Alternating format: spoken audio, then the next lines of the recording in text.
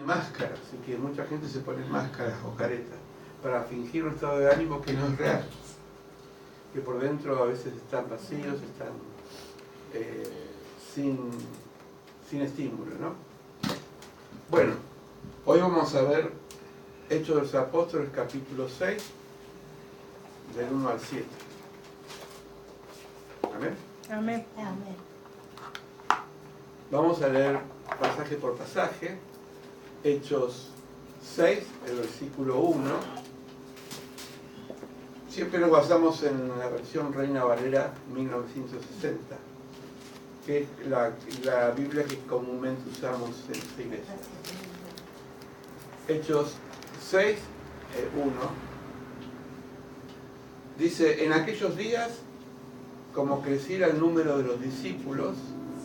Ustedes saben que una familia natural y una familia espiritual, cuando crece, crecen también los problemas.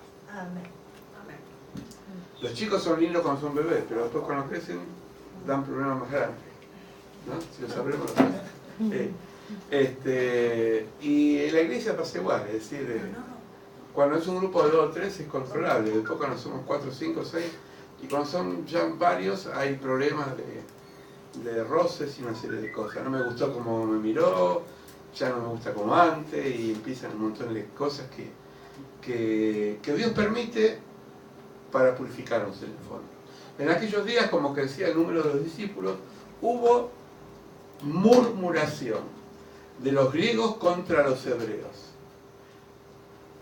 Con Jesús la iglesia era judía, era hebrea. Es decir, no había griegos porque la predicación a los griegos, a los gentiles, la impuso Pablo muchos años después de la muerte de Jesús. La comunidad era mixta, es decir, que había 2 culturas, una griega y una hebrea. Los hebreos tenían una forma de ser, los griegos otra. Pasa a veces con las colectividades. Nunca fueron una fiesta de colectividad. Bueno, la fiesta de colectividad está muy linda porque cada país o cada región expone su ropa, qué sé yo. Pero vivir 2 colectividades juntas muchas veces es difícil porque tienen culturas muy diferentes. Entonces, costumbres muy diferentes. Nosotros somos latinoamericanos, pero a pesar de eso tenemos diferentes formas de ver la vida en Paraguay, en Uruguay, en Chile. Y no nos vayamos lejos. Acá tenemos una santiagueña, 2 santiagueñas. Santiago y a veces los porteños, yo no soy porteño, soy de Buenos Aires, pero los porteños los tienen como, ¿no? Que son muy piolas, qué sé yo, y hay porteños que se la creen encima. Que ya se la saben todas. Los tucumanos, vos tenés familias tucumanas, es decir, a veces se cargan entre los tucumanos y los santiagueños, uno es vago, el otro es rápido, como el hambre. Pero en el fondo son formas de vidas. Hay convivencias que son más difíciles. Por ejemplo, no vayamos tan lejos a otra provincia, sino en lugares donde hay, por ejemplo, en la calle, ¿cómo se llama esta? Tockinson, que divide para este lado, el Capitán Juan de San Martín, hasta Panamericana es Tockinson. Toda esa zona por Becar divide de este lado la Cava y de este lado una zona de clase media. Es decir, hablamos el jueves de cómo cuesta convivir y aceptar las diferencias. En la iglesia también había problemas. En la iglesia también había confrontaciones. Dice que hubo murmuración de los griegos contra los hebreos, de que las viudas de aquellos eran desentendidas en la distribución diaria. Es decir, la iglesia, ahora vamos a ver, tenía 2 tipos de ¿qué me haces? Corta el micrófono. Ah, sin micrófono. Sí. Ah, bueno, mejor. ¿Me escuchan? Porque estoy resfriado y no tengo retorno. Sí. Sí, me escucho más o menos. Gracias. La iglesia tenía un servicio social. Mira cómo hacemos nosotros, que compartimos un poco de alimento, galletitas, qué sé yo. Bueno, en la iglesia había pobres, pero pobres. Entonces, compartían las cosas. Tenían, ¿no? Y estaban sirviendo Y es como si yo a Luis ahora de pronto le doy un chocolate y tengo un chocolate grande y entonces Manuel dice, ay, le dio uno grande y a mí me dio un alfajorcito así chiquita. ¿No? Y uno piensa, ¿por qué? ¿Vieron como los chicos? ¿Por qué? Si yo soy igual que ellos. ¿Qué tiene coronita, Luis? O Marina se come una torta y yo le doy una porción a Lidia. No, se me ocurrió, nada, no sale vos. Yo me la como en la torta, por eso digo. Es decir, hay celos, a veces hay miradas diferentes, y eso pasa. Ahora la murmuración, vamos a ver, ya lo hemos predicado una vez, que es algo muy difícil. Dice una definición literaria, dice, la murmuración es la conversación en perjuicio de una persona ausente, de un ausente. Es decir, sacar el cuero a alguien que no está y no tiene forma de defenderse. Esa es la murmuración. ¿Sí? A veces dice, bueno, es algo que lo cocinamos entre familia, entre amigos, pero es una forma elegante de sacar el cuero. ¿Por qué? Porque la persona no tiene posibilidad de defenderse. Entonces no es buena la murmuración. Proverbios 16:22 dice, el hombre perverso levanta contienda y el chismoso aparta a los mejores amigos. El chisme. Se han quebrado amistades por chisme. Se han quebrado familias. Siempre en la familia hay un chismoso o una chismosa que tiene la última novedad y uno se entera antes que la persona afectada. ¿A ustedes no les pasa? Yo en mi familia también tengo alguien así, ¿no? Que me entero enseguida, con lujo de detalle. No es un don, es un defecto. Éxodo 16:8 dice, dijo también Moisés, Jehová os dará en la tarde carne para comer. Voy a explicarlo. Ellos comían maná todos los días, 40 años comiendo maná. El maná es no se sabe porque nadie lo conoce, solamente la Biblia, pero según la descripción era como un pan livianito, ¿no? Que caía del cielo, con un gusto especial que saciaba. Sería tan especial porque ¿quién aguanta comer todos los días la misma comida? Si uno come, por ejemplo, todos los días arroz. Un día decía Luis, me veo de chino tanto arroz. Si uno se cansa, tiene que tener variedades. ¿Se imaginan todos los días, mañana, tarde y noche, maná? ¿Qué hay de postre? Maná. ¿Qué hay de entrada? Maná.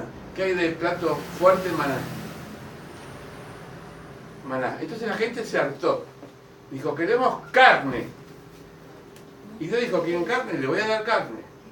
Y se intoxicaron de tantas codornices que comieron. Porque en el fondo, los seres humanos somos inconformistas. En la mañana habían, pan hasta saciaros, porque Jehová ha oído vuestras murmuraciones, está en el televisor, con que habéis murmurado contra él, porque nosotros, ¿qué somos? Vuestra murmuración no son contra nosotros, esto lo dijo Moisés, sino contra Dios. Es decir, cada murmuración que nosotros hacemos hacia nuestro hermano, lo hacemos a Dios. Por eso siempre decimos, no podemos separar la relación con Dios y con el otro. Siempre es afectada. Es afectada. Génesis 13:1, ¿se acuerdan de cómo el diablo enroscó al hombre y a la mujer con una mentira? Dice, con que Dios ha dicho, dijo el diablo lo primero que pone es duda. ¿Vale la pena venir a la iglesia? Te va a decir el diablo. ¿Para qué? Mira el frío que hace. Hay gripe en la calle. Quédate en tu casa. Mira un poco de televisión. ¿Vale la pena bendecir a Dios? Y Dios ya sabe que lo amás. No te va a decir que Dios es malo, porque el diablo es muy astuto. Te va a decir, es bueno, pero te ama tanto que quedes tranquila o tranquilo. Es decir, te va a enroscar y te va a endulzar de tal forma que uno va a creer que puede hacer muchas cosas sin Dios. Y sin Dios no podemos hacer nada. Con Dios podemos hacer todo. Amén. Amén. La murmuración quiere decir conversación en perjuicio de una persona ausente, ya lo dijimos. La crítica es censurar o juzgar las acciones o conducta del otro o de los otros. Hay dos tipos de crítica, quiero aclarar bien. Está la crítica constructiva, cuando a uno le dice a alguien, estás bien lo que estás haciendo, pero me gustaría que en esto cambies. Eso está buena, porque le das oportunidad a la persona que cambie. Por eso, la crítica en ausencia del otro, la otra persona no tiene ventaja de defenderse. Si a mí me dicen, miren, pastor, no me gusta eso, pero me lo dicen bien, yo voy a recapitular, como dice el GPS, y voy a ver en qué puedo mejorar, si lo puedo hacer. Pero si uno está disconforme o dice, no me gusta fulano o mengano, y el mengano o fulano no se entera, no le damos posibilidades a que se pueda retractar. Por eso somos muy proclives en criticar, porque tenemos una desventaja que es el no mirar a la otra persona. Acá los futboleros se lo saben bien, cuando hay un partido de fútbol, le dicen al técnico que no los escucha, que está en la cancha, cómo tienen que manejar el partido. Pero técnico hay uno. Ahora que viene el Mundial, somos todos técnicos. Qué mal que jugó Messi. ¿Por qué no puso a fulano? ¿Pasa o no pasa? Bueno, la crítica entonces es buena, pero siempre cuando se construye en base a la persona que tiene la oportunidad de mejorar. Todos trabajamos bajo dependencia. A ver, ¿quién trabaja bajo dependencia? Bueno, cuando trabajamos bajo dependencia... de Dios. Trabajamos bajo dependencia, ¿qué pasa? Si el patrón es bueno, va a decirnos, mirá, en esto está fallando, pero si te llega un telegrama y no te da explicaciones y te echa, vos no tenés forma de defenderse. ¿Qué tenés que hacer? Buscar un abogado o alguien que te defienda porque no sabes por qué te echaron de un trabajo. ¿Se dan cuenta cómo a veces la ausencia de palabras que son críticas terminan destruyendo una relación? La calumnia, esto es un target, un nivel un poquito más alto. Esa acusación falsa hecha con el propósito de dañar. Es un invento. Dicen de vos que sos esto, y no es cierto. La calumnia es fuerte. Y por último, la difamación. Desacreditar a otra persona publicando cosas contra su buena fama. Esto pasa en Facebook, pasa en las redes sociales, en Instagram, pasa en la televisión. Cómo a veces se inventan acusaciones que no existen para denigrar a la persona. Lo veo muy serio. Digan amén. Amén. Pero Dios está con nosotros y nos ama. Amén. Y Jesús dijo, bienaventurado cuando seas calumniado. Amén. Gloria a Dios. Gloria a Dios. Te sacaron el cuero, gloria a Dios. Te criticaron, gloria a Dios. Tengan en cuenta. Si no, no maldigas nunca, pero es el diagnóstico, estamos ahora con el diagnóstico. Diablo significa uno que acusa. El diablo es uno que acusa. Jesús le dijo, capítulo 8 de Juan, a los fariseos, son hijos del diablo. Fue suavecito. Hijos del diablo. ¿Por qué? Porque lo estaban acusando a él y a sus discípulos de algo que no era correcto. Hay muchos hijos del diablo, ¿no? Que les gusta difamar, calumniar. Murmuración significa encantamiento. ¿Ustedes fijaron que el encantamiento tiene que ver con la adivinación? Tiene que ver con lo espiritual. ¿Saben por qué? Porque hay espíritus dentro de la murmuración que son de hechicería y de seducción. Voy a poner un ejemplo. La esposa de Acab, llamada Jezabel, era una bruja, una mujer que tenía espíritu y armaba escenas. ¿Para qué? Para apropiarse de qué? De tierras. Destruyó y mataron a Acán, a la viña, perdón, la viña de Nabot. Nabot era un agricultor que tenía una viña, plantaba uvas, y le dijo al marido, mira, esa viña es nuestra, porque nosotros somos los reyes. Queremos todo, como algunos que quieren todo, ¿vieron? Entonces inventó una historia, sedujo al esposo que era débil de carácter y ella, con mentiras y encanto, se apropió de una tierra que no le pertenecía. Entonces, lo espiritual no está divorciado de lo racional. El encantamiento y la murmuración tienen un sentido espiritual. ¿Por qué? Porque detrás está el demonio. Empieza a sembrar discordia para dividir parejas, dividir familias, dividir iglesias. Hay que tener olfato. Hechos 6, 2, 3. Decía el obispo Bacaro, que fue mi padre espiritual, siempre hay un problema, pero hay que encontrar la solución. Acá vino la solución. Hubo murmuración, hubo problemas, bueno, vamos a encontrar la solución.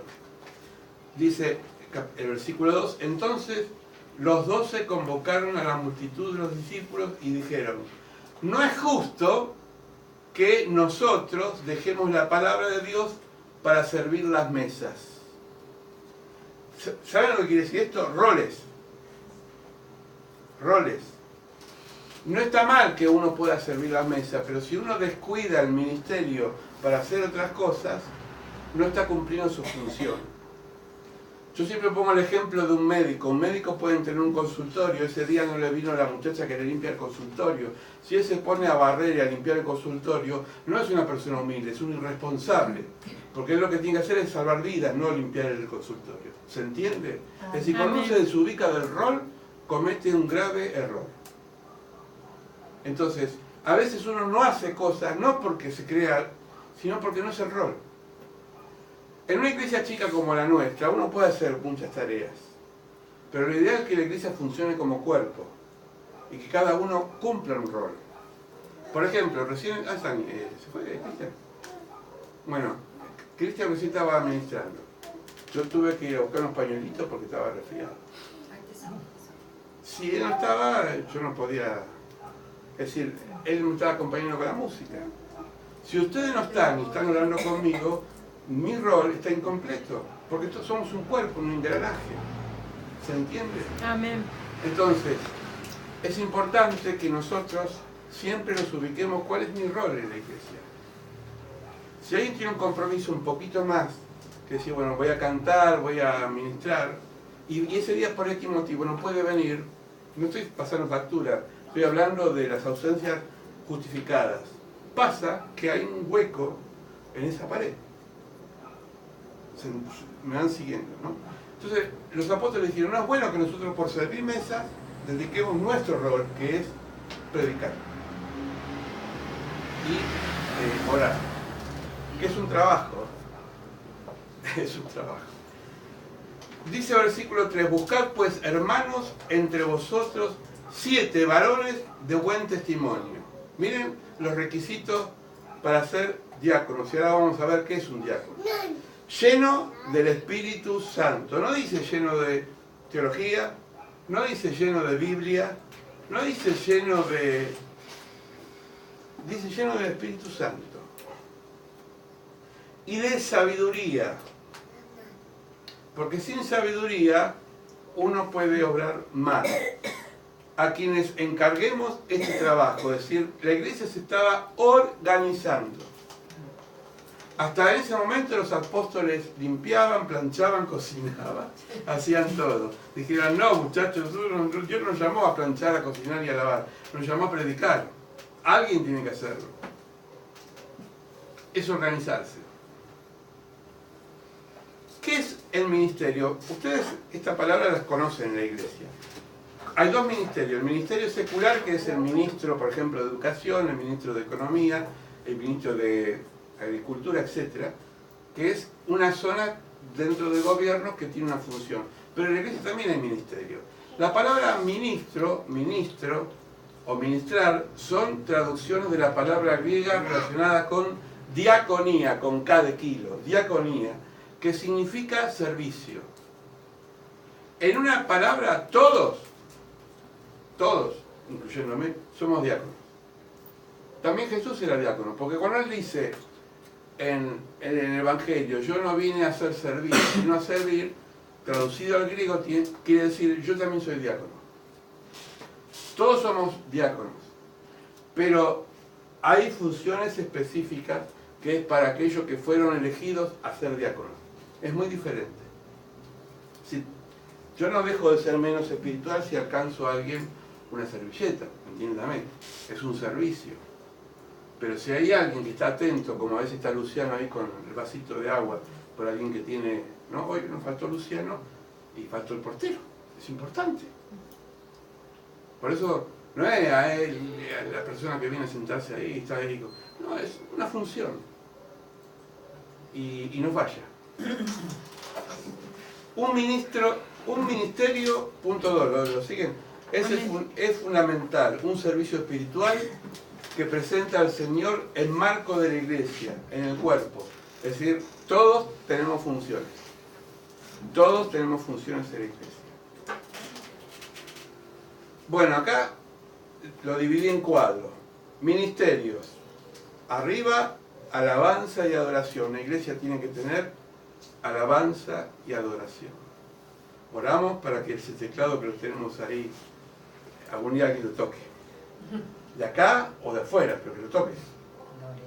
Y que podamos seguir perfeccionando la alabanza. Porque es fundamental, es como la columna vertebral. La acción social, ¿qué es? Bueno, un poquito lo que hacemos nosotros, pero seguir expandiendo en eso. Queremos, el otro día le estaba diciendo, a vos te decía y a alguien más, sentí de hacer unas bolsas esas que, como la del supermercado, bueno, mandar una imprenta que diga servicio diaconía y abajo la edición de la iglesia, para que cuando damos algo que tenga una identidad. Empezamos a repartir gente del barrio, espontáneo, vemos al vecino, che, tomá, que hay una galletita, pero nos gustaría organizarlo eso. Que haya, no nosotros, que haya personas de ustedes que un día vengan un ratito a decir, bueno, le vamos a llevar a 2 o 3 personas de la familia, del barrio que están mal, a alguna mercadería. ¿Por qué no? Amén. Es decir, nosotros más la gente que necesita. Y ahí es una oportunidad de dar un volante, de invitarlo a la iglesia, para que vean que no estamos acá solamente cantando y gastando el tiempo, sino que tenemos también un servicio social. Pero no es marketing, entiéndame, esto es un servicio que Dios manda que la iglesia tiene que tener. Todas las iglesias deberían tener una acción social, porque viven en una sociedad.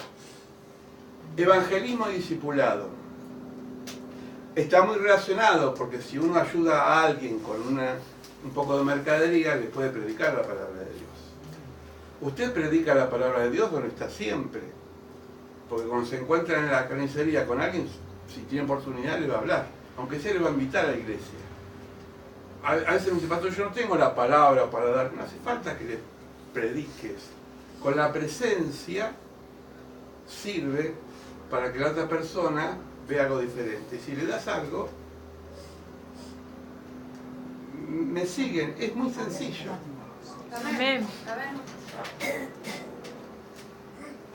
Bueno, la sociedad está relacionada con la acción social. Intercesión. A ver, necesitamos un grupo de intercesión en la iglesia.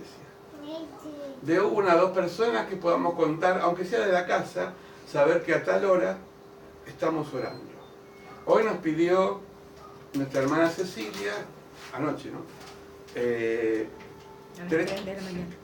3 de la mañana. A 3 de la mañana pidió oración por su hija que estaba pasando un momento difícil. ¿La conocen a Cecilia?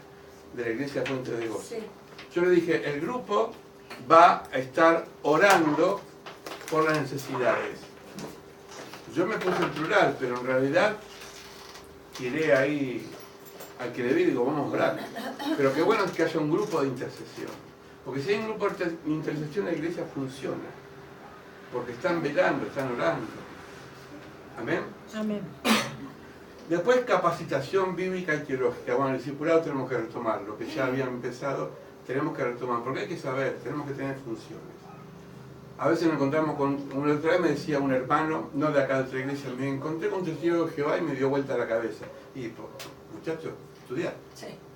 Porque si no tenés fundamento, es decir, uno tiene que tener, saber su identidad. ¿Se imaginan ustedes, se encuentra con un curandero y dice, yo, ¿para qué enfermero? Yo sé curar con las manos, y te dice, ¿vos qué vas a decir? Y bueno, vos tenés tu don, yo tengo el mío. No. Es decir, ¿para qué estudian enfermería? para socorrer a la persona que está enferma. Me refiero a que uno tiene que tener fundamento, tiene que tener una base. Esto no lo van a ver porque está muy chiquito, pero lo voy a resumir. La iglesia tiene un gobierno. El gobierno toda iglesia es teocrática, el gobierno es Dios. Nosotros somos coordinadores o funcionarios que estamos llevando adelante la función de Dios. Pero yo no soy Dios. Tengo un rol, que en este caso es pastorear la iglesia con mi esposa, pero el centro es Dios. Amén. Siempre. Tiene 5 funciones. Proclamación, que es anunciar la buena noticia. Enseñanza, servicio, comunión y adoración. Si a la iglesia le falla alguna de estas cosas, anda como con una pata, o vieron como esas mesas que le falta le tenés que poner una piedrita abajo para que si no, ¿no? Necesitamos que haya proclamación, que proclamemos, enseñanza, servicio, comunión y adoración. Después se divide, es decir, la proclamación tiene evangelismo local y evangelismo externo. Local porque hay que evangelizar permanentemente. Por eso vamos a tener una campaña en junio. Escuela de vida cristiana, escuela de ministerio, oramos por una escuela dominical. Ya hay ¿se durmió? Acá. Bueno, ya hay unas candidatas acá. Es más, hoy estaba cantando con el micrófono ahí mientras que... Y le agarró el micrófono a la abuela y la abuela mamá, porque la abuela mamá. Le agarró el micrófono y se pone a hacer y me miraba a mí. Digo, la flauta esta va a salir con todo. Pero hay que disipularla. Porque ¿saben qué pasa con los chicos cuando no los disipulamos después? Es absorbido por el mundo y termina en cualquier cosa. Bueno, el Ministerio Pastoral Juvenil y la proclamación y ministración del alabanza, ya lo dijimos. Vamos con la Biblia. A ver, a pegar Biblia. O celulares que tienen Biblia. ¿Quién busca 1 Timoteo 3, 10, 13? Otro que busque Hechos 6, 3, capítulo 3, perdón, 6, 3. Y después 1 Timoteo 3, 8, 10. Hechos 6, del 2 al 13, esto está dentro del mensaje. Y Filipenses capítulo 1, versículo 1. ¿Se lo encuentra? Dice amén. ¿Cuál? Timoteo, dale.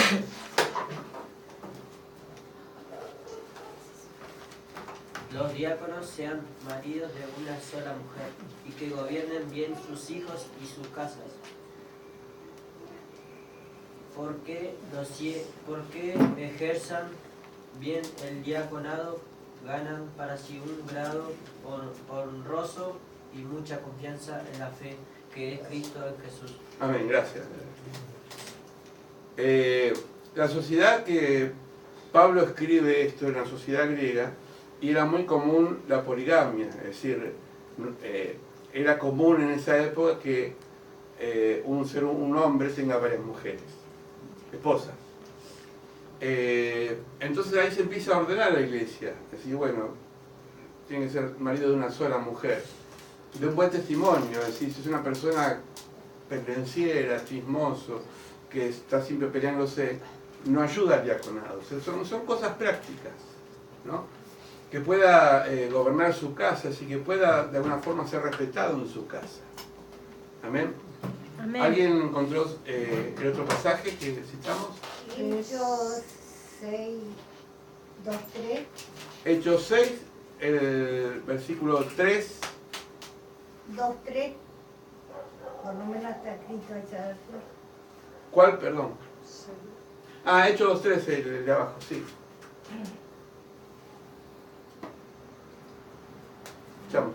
Buscad pues, hermanos, de entre vosotros a 7 varones de buen testimonio, Amén. llenos del Espíritu Santo y de sabiduría, a quienes encontraremos de este trabajo. Y nosotros no Persistiremos. buscar. Ay, se me perdió. Bueno, aquí lo puede ver. ¿Eh? Pasar. Sí. Buscad pues, hermanos, de entre vosotros a 7 varones de buen testimonio, llenos de Espíritu Santo y de sabiduría, a quienes encarguemos de este trabajo. Y nosotros persistiremos en la oración y en el ministerio de la palabra. Amén. Filipenses 1:1. Ahí lo. Sí. Pablo y Timoteo, siervos de Jesucristo, a todos los santos en Cristo Jesús que están en Filipos, con los obispos y diáconos. Bien. Primero de Timoteo. ¿Cuál? Primero de Timoteo. Sí. 8-10. Dice, los diáconos asimismo deben ser honestos, sin doblez, no dar a mucho vino, no codiciosos de ganancias deshonestas, que guarden el misterio de la fe con limpia conciencia, y estos también sean sometidos a pruebas primero y entonces ejerzan el diaconado si son irreprensibles. Amén. Fíjense que los dos pasajes tienen que ver con la persona que tiene que pasar como una especie de examen en cuanto a su vida. Si no es alguien que recién viene a la iglesia y dice, bueno, te vamos a ordenar diácono o diaconisa. Tienen que tener un proceso y la iglesia tiene que contemplar que esa persona sirve para el diaconado, ¿no? Acá no tenemos, pero vamos a orar para que surjan diáconos. ¿Amén? Amén. Para que tengan una función.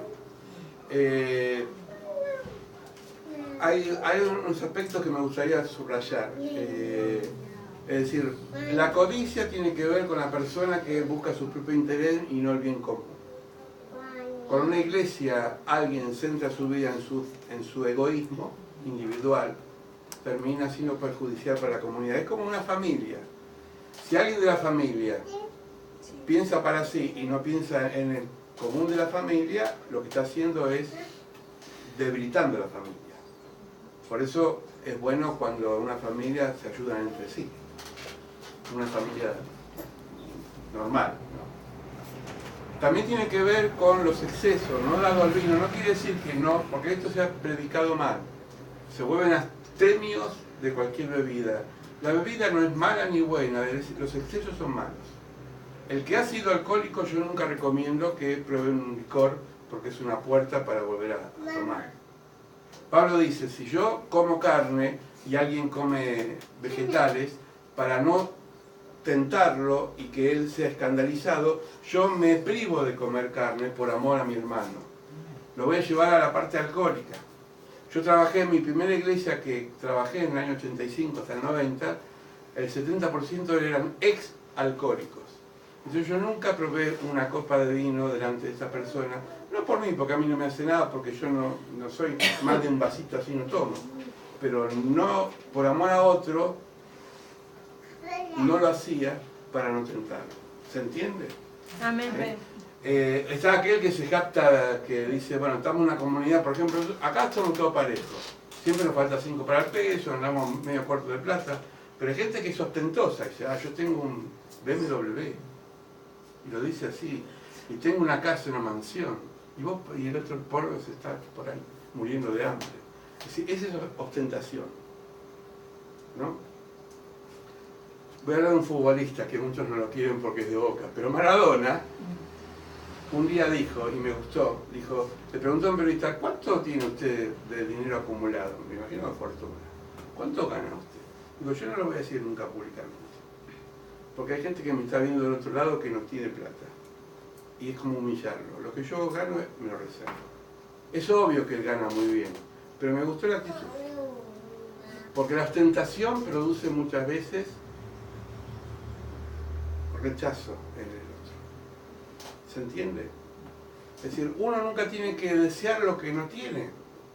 Yo no puedo desear lo que no tengo. Le doy gloria a Dios por una motita.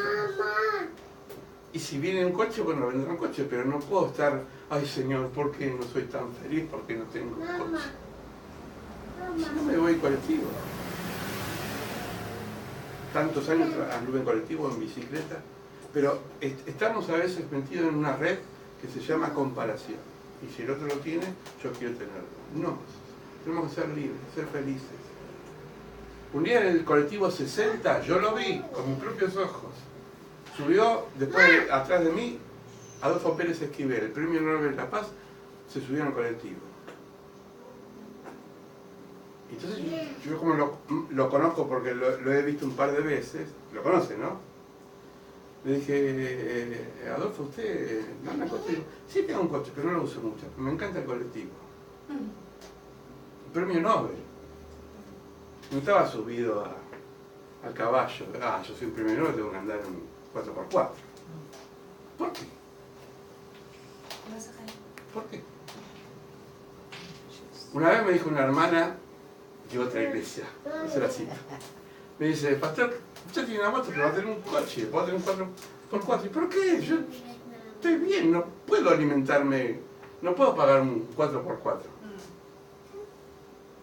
Y si tengo una camioneta, va a ser, siempre le digo a mi esposa, con muchas butacas para llevar a los hermanos y le saco la butaca y le cargo.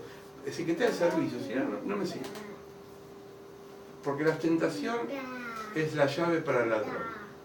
Las casas más lujosas son las casas más ostentadas para ser robadas. ¿Se entiende? Amén. Wow. Hechos 6, 4, 6. Este es capítulo A. Hechos 6, 4, 6. Y nosotros persistiremos, se lo leyó Lidia, en la oración y en el ministerio de la palabra. Agradó la propuesta a la multitud y eligieron, acá vienen los 7, Esteban, varón lleno de fe y de Espíritu Santo. Felipe, Prócoro, ay, qué nombre, Nicanor, Timón, Parmenas y Nicolás, el prosélito de Antioquía, los cuales presentaron ante los apóstoles, quienes orando le impusieron las manos. Es decir, lo ordenaron diáconos. En la Biblia aparece solamente como modelos resaltantes dos, Esteban y Felipe. Felipe era diácono, pero después terminó siendo evangelista. ¿Se acuerdan que en Hechos de los Apóstoles le predicaba a la comunidad de Samaria? Felipe fue el que le habló al eunuco en el desierto y lo bautizó. Esteban fue el primer cristiano mártir porque murió apedreado conforme a la sentencia judía por predicar a Cristo. Es decir, que Esteban y Felipe tuvieron un protagonismo mayor al diaconado. ¿Esto qué quiere decir? Que Dios te puede usar en algo y después te puede llevar a otro tipo de experiencia. No es que uno dice, bueno, yo soy ahora diácono y de acá no salgo. Ahora, si Dios te llamó al diaconado y no al pastorado, es otro tema. Porque a veces uno cuando quiere ser algo que no es, se frustra. ¿Se imagina? Yo a veces agarro la guitarra y digo, Señor, yo quiero ser como Marcos Witt. No tengo ni la voz de Marcos Witt, ni el carisma de Marcos Witt, ni llamado de Marcos Witt. Entonces me tengo que ubicar en cantar acá. Ni me quiero escuchar cuando canto. Pero el que tiene el llamado para ministrar con el canto, tiene que explotarlo. Pero no porque esa persona va a ir a un representante, sino que Dios lo va a poner. Porque Dios te va ubicando como piezas de ajedrez. Y cuando te quieres dar cuenta, estás haciendo algo que ni siquiera vos lo pensabas. Eso es dejarse llevar a la mano de Dios. Pregunta, ¿cuáles eran algunas características de Esteban? Varón de buen testimonio, lleno del Espíritu Santo, varón lleno de sabiduría y lleno de fe. Son los ingredientes esenciales. El buen testimonio, el Espíritu Santo, varón lleno de sabiduría y de fe. Termino con esta de Corintios. Dice Pablo, yo planté, Apolo regó, Apolo era otro predicador, pero el crecimiento lo ha dado Dios. Así que ni el que planta algo, ni el que riega, sino que Dios da el crecimiento. Cada acto que nosotros hacemos no es meritorio nuestro, es de Dios. Amén. El crecimiento lo da Dios. Los procesos lo hace Dios. ¿Cuántas mamás hay acá? También son mamás. Bueno, la mamá o el papá cuando siembra principios a los hijos, enseguida no prende, porque no tiene la capacidad todavía de razonar ciertas cosas. Pero llega un momento que va a decir, ay, ¿cómo aprendió? ¿Cómo asimiló lo que yo le decía? Ese proceso no es algo que uno lo pueda acelerar, es algo que la vida lo va a ir dando en forma paulatina. ¿Me van siguiendo? Entonces, hay crecimientos y hay chicos que captan enseguida y tratan de modificar su conducta. Otros son más rebeldes y el tiempo es más largo. Otros llevan toda una vida. Pero detrás de eso está la naturaleza nuestra con la naturaleza de Dios que hace el crecimiento. Uno lo que tiene que hacer es sembrar. El maestro cuando enseña en la escuela, ¿qué hace? Siembra conocimiento. Instruye al alumno para que sea útil a la sociedad. Si en ese momento aplica la enseñanza es una cosa, porque ya es la responsabilidad del alumno. Si el hijo acepta las pautas de los padres, ya es tema del hijo, porque ya empieza a tener capacidad de decisión. Y en la iglesia pasa igual. Dios está ahora dando la palabra, pero cada uno de nosotros la va a ir asimilando, la va procesando y va a dar fruto en su debido tiempo. Amén. Amén. Amén. Vamos a orar. Vamos a orar por el 19, por la vigilia del 19, por la campaña de junio, que después vamos a fijar ya la fecha, y por todas las actividades de la iglesia. Vamos a orar para que Dios siga fortaleciendo nuestras vidas, los hermanos ausentes, algunos con aviso, otros no sabemos qué pasó, pero que Dios los bendiga, los proteja, y sobre todo que en este momento difícil que estamos pasando como sociedad y país, Dios tenga su mano sobre nosotros. Padre, en el nombre de Jesús, te pedimos que en esta iglesia salgan muchos servidores con un espíritu de diaconía, con un espíritu de servir, Señor. Amén. Padre, nosotros por nosotros mismos no tenemos a veces la responsabilidad, Sí, porque esto Señor. nos lleva un tiempo y un proceso.